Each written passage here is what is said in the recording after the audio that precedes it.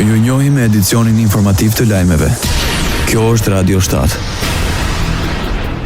Kryetari i Aleancës për Shqiptarët në Republikën e Maqedonisë së Veriut, Arben Taravari, paralajmëron zgjedhje të parakohshme parlamentare. Gjatë një pronocimi për mediat pas punimeve të kuvendit të 6 të partisë, Taravari u shpreh se përkundër deklaratave zyrtare të kreut të ekzekutivit, dinamika politike po shkon drejt një procesi të ri zgjedhor. Edhe pse nuk ka specifikuar një datë konkrete, kreu i Aleancës për Shqiptarët ka theksuar se çelësi i këtij procesi mbetet tek matematika parlamentare dhe vullneti i partnerit kryesor të koalicionit, VMRO-DPMNES. Ai vuri në duke se kjo forcë politike zotron 58 deputet, ndërkohë që për shpalljen e zgjedhjeve nevojiten 61 vota, duke e lënë vendimaren në varësi të rreshtimit të forcave në kuvend.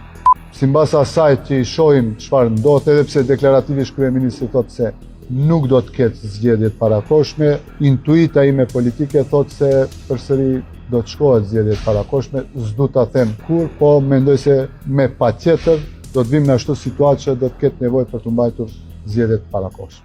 Radio 7, zëri pozitiv i qytetit. Rezolut nga 30 deputet zvicerian dërgohen në dhomat e specializuara të Kosovës. Organizata e veteranëve të luftës së UÇK-s konfirmoi se rezoluta u dorëzua në Hag. Krerët e kësaj organizate theksuan se çështja e standardeve të drejtësisë po fiton mbështetje më të gjerë ndërkombëtare përfshirë nga deputet të Asamblesë Parlamentare të Zvicrës. Adresimi i këtij dokumenti përfaqëson një hap simbolik drejt respektimit të standardeve ndërkombëtare të drejtësisë dhe parimit të një procesi të paanshëm. Vion mbrojtja në Hag ndaj ekipit të mbrojtës të Jakub Krasniqit. Mbrojtja filloi parashtrimet përfundimtare pas ditën e së premtes.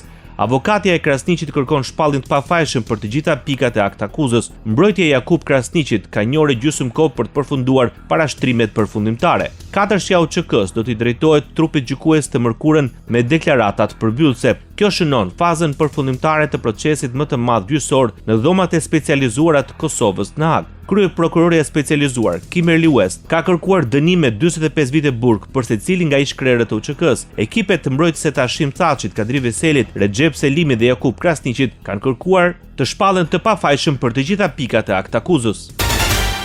Kryesocialisti Edi Rama mbledh grupin parlamentar ku prezantohen edhe ndryshimet e propozuara ligjore përmes të cilave synohet që të mos lejohen më gjykata të pezullojnë nga detyra ministrat apo postet e tjera kushtetuese. Ndryshimet ligjore mbajnë firmën e Edi Ramës, kreu të grupit Partisë Socialiste Taulant Balla dhe kryetarit Komisionit të Ligjeve Ulci Manja. Çfarë propozojmë konkretisht në nenin 242 të Kodit Procedurës Penale? Ky nen ka të bëjë me masat ndaluese që ka Kodi i Procedurës Penale. Dhe në pikën 1 të këtij neni sqarohet kompetenca që ka gjykata në caktimin e masave ndaluese që janë 2.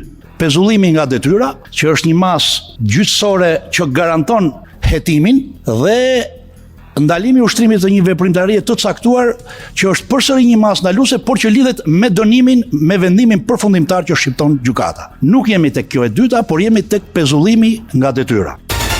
Pas prezantimit në grupin e Partisë Socialiste, propozimi me ndryshimet ligjore për nenin 242 të Kodit Procedurës Penale do të depozitohen në kuvend.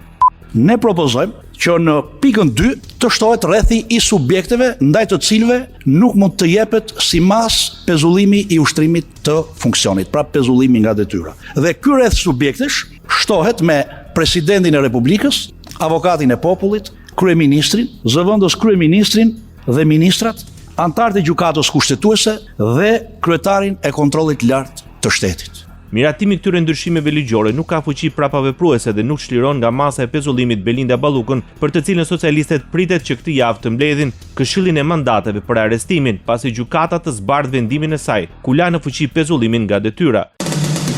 Ndoqët lajmet shkurt në Radio 7, zëri pozitiv i qytetit.